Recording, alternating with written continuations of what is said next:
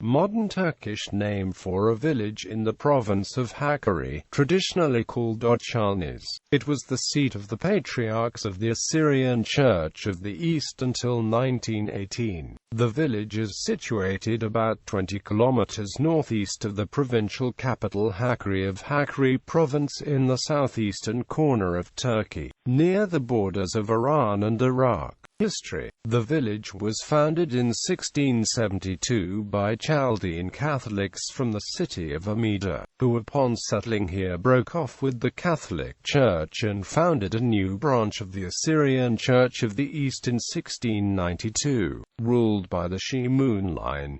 For that point on, the village functioned as the de facto capital of the Assyrian tribes in the region. The government of the Hakkari Mountains was that of a tribal confederation, with Assyrian tribes such as the Tayari and Nochiya living in villages across the region, with their own leaders known as Maliks.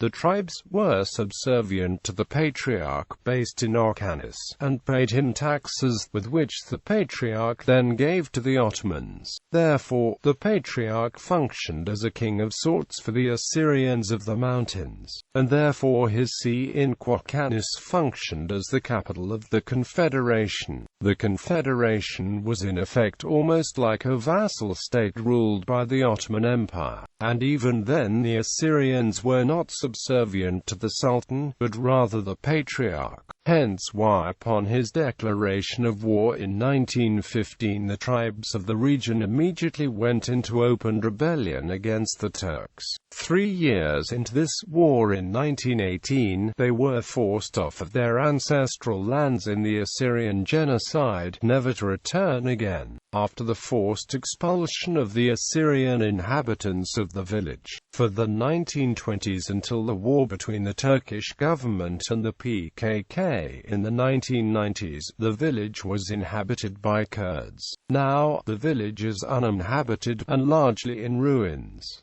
One of the only buildings still standing is the Patriarchal Church of Marshalita. The village is in a relatively isolated area, and was for many years cut off from the outside world up until the 1829, when a German traveller found it.